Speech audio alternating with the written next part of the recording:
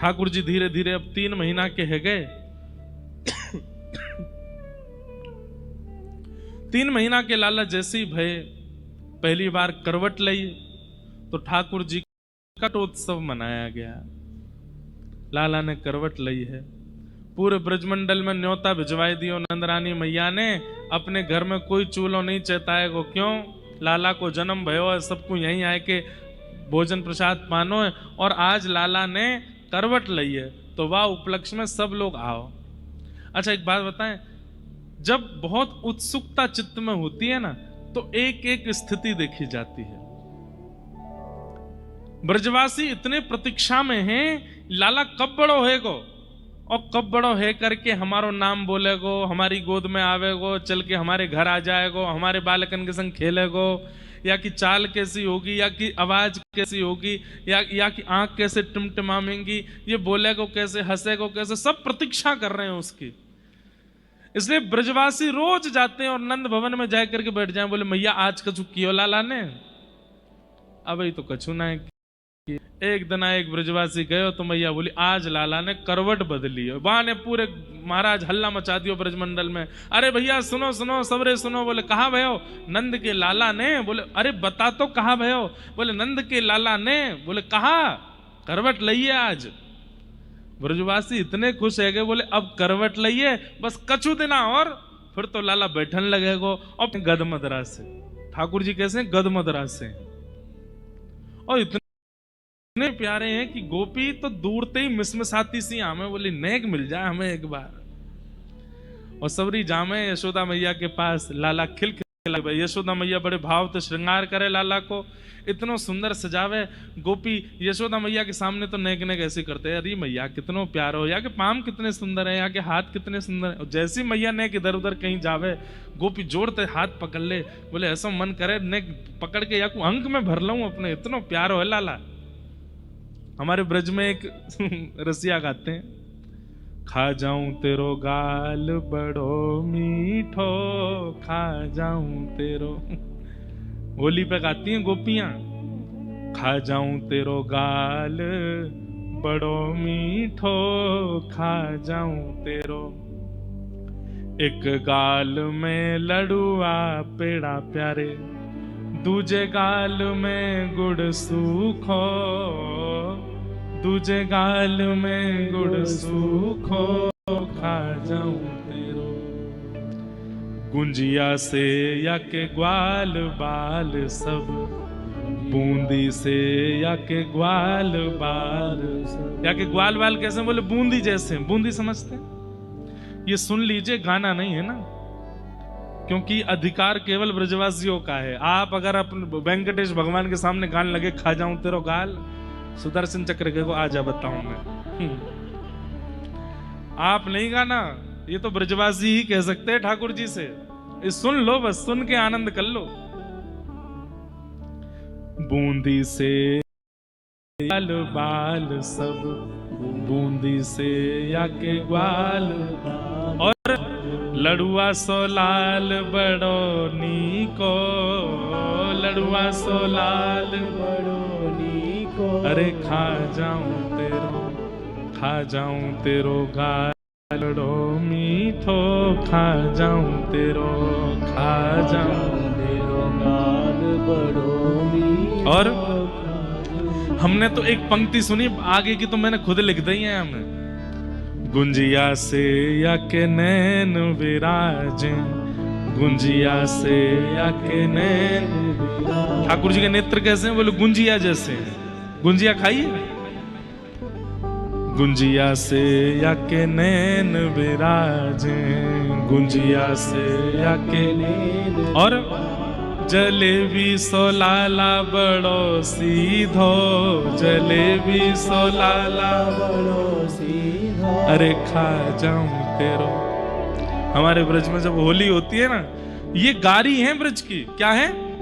गारी। इसको कहते हैं इनडायरेक्ट वे में गाली देना।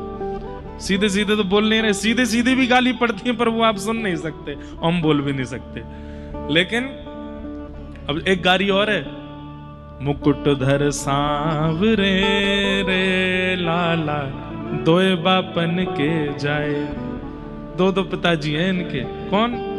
एक द्वारिका में बसे रे लाला, दूजे गोकुल राय, मुकुटधर सांवरे लाला। कल सुनाएंगे, कल विवाह है ना ठाकुर जी का, कल ये वाली गारी सुनावेंगे, बहुत सुंदर है। इनकी बहन कैसी है, इनकी मैया कैसी है, सबके ऊपर गारी है। तो लाला कैसे हैं? अरे आप गोपियों की बात छोड़ो, आप कहोगे महाराज जी आपने रसिया गा करके ठाकुर जी के गाल खाने की बात कही, शास्त्रीय बात बताऊं? चलो सुनो।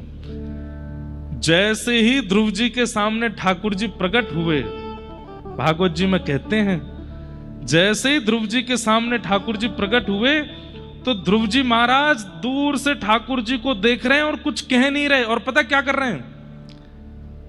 जैसे मुंह में पानी आ जाता है ना, ऐसे छोटे से ध्रुव जी कर रहे हैं। कितने साल के हैं ध्रुव जी?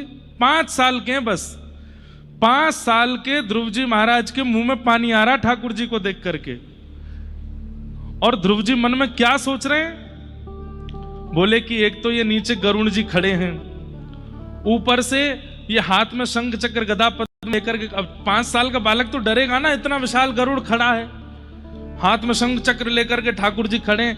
तो ध्रुव जी महाराज मन में सोच रहे हैं कि एक तो ये नीचे गरुण जी खड़े हैं और ऊपर से शंख चक्र बिल्कुल तैयार, बिल्कुल जैसे मानो कोई को सर धरते अलग ही कर देंगे।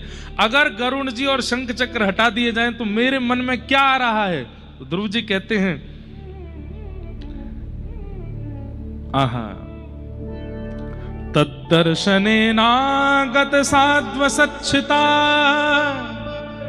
ववन्दतांगं विनमय्य दण्डवत्, दृग्भ्यां प्रपश्यन् प्रपिपान्निवार्भकम्, ब्रह्मन्निवास्येन भुजैर्लिवाश्लिशन्। ध्रुव जी के मन में आ रहा है, दंडवत प्रणाम करने के बाद, अपने नेत्रों से ठाकुर जी को देखने के बाद ध्रुव जी के नेत्र अटक गए। बोले कहां अटके हैं? बोले श्री हरि के गालों पे। और ध्रुव जी कह रहे हैं ये गुलाब जामुन जैसे गाल कितने अच्छे हैं इनके, अगर ये गरुण जी और ये शंख चक्र नेक दूर रह जाए तो मैं इनकी गोद में चढ़ के इनके गाल खा जाऊंगा, इतने प्यारे लग रहे हैं। तो गोपियां कह रही हैं खा जाऊं तेरो गाल बड़ो मीठो, और उन गोपियों पे आप लोग फिर संशय करने लगते हो, ब्रज की गोपियां ठाकुर जी को ऐसी नजरों से क्यों देखती हैं? अरे ठाकुर जी का रूप है ही ऐसा। 5 वर्ष का जब ध्रुव ऐसे मन में भाव ला सकता है तो गोपियां क्यों नहीं? सोचो। इसलिए ठाकुर जी से मिलवे जाओ तो मीठा आदि पहले से पाके जाना, तो कहीं इच्छा नहीं हो जाए, क्योंकि ठाकुर जी इतने मीठे लगेंगे, उनके रूप माधुरी को देख करके कहीं आपकी इच्छा नहीं हो जाए। गोपियां सब, कोई लाला के गाल खींच रही है, कोई हाथ खींच रही है, कोई पाम खींच रही है। थोड़ी देर में ठाकुर जी ने अपने सब मोती वोती तो फेंक दिए और जोर जोर से रोने लगे, चिड़चिड़ा गए ठाकुर जी। यशोदा मैया आई, हटो सबरी। लाला के नीले नीले गाल गुलाबी कर दिए, खींच खींच के, दबा दबा के। मैया बोली चलो हटो सबरी, मैं लेके जाऊं। और ठाकुर जी को लेकर के यशोदा मैया नंद भवन के पीछे एक बैलगाड़ी के नीचे कपड़ा बांध के झूला बनाया, मां सुवाए दिए। और थोड़ी देर वहीं बैठी रही, मेरे लाला को नींद आ जाए। और जैसे ठाकुर जी के नेत्र बंद भये हैं, सोए हैं ठाकुर जी, मैया बोली अब लाला सो गए, अब मैं देख लूं सब गोपीन ने, इतने गोप ग्वाल आए हैं, सब भोजन करा दूं। जैसे मैया उठ करके गई, इतने में सकट दैत्य आ गया। सकट कहते हैं बैलगाड़ी को, और उसके ऊपर आकर के जो असुर बैठा उसका नाम पड़ा सक्टासुर। नीचे ठाकुर जी थे।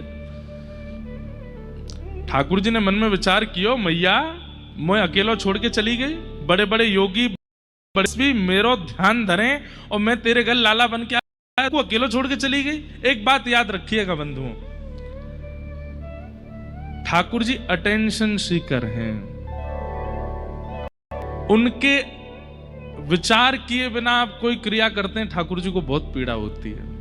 ठाकुर जी कहते हैं मैं ब्रह्मांड नायक सब छोड़ के तेरे घर में बैठा हूं और तू सब काम करवे के काजे, दादी हैं, दादा हैं, नानी है, नाना है, पिताजी, मैया, मैं ऐसे ही छोड़ जाए। सबसे पहले घर से दूर जावे को इच्छा होवे तो मैं अकेला छोड़ के जाऊं। देखो ठाकुर जी को लेके नहीं जाना चाहिए सब जगह, पर ठाकुर जी की उचित व्यवस्था करके जानी चाहिए। और अगर संग भी लेके जाते हैं तो ऐसे लेके जाना चाहिए कि ठाकुर जी, जैसे हम अपने लाल जी को लेके चलते हैं, पूरी व्यवस्था संग चलती है, उसके लिए हमारा 4 गुना 5 गुना खर्चा होता है, लेकिन भाई जी की सुख के लिए तो है सब। ठाकुर जी आपसे दूर नहीं रहना चाहते, आप रह लेते हो उनसे दूर, वो नहीं रह पाते आपसे दूर। इसलिए ठाकुर जी के अधिकतर समीप रहो, और जहां लगता हो कि जाने का कोई अभिप्राय नहीं, वहां जाओ भी मत, ठाकुर जी से दूर मत जाओ, उनके पास ही रहो।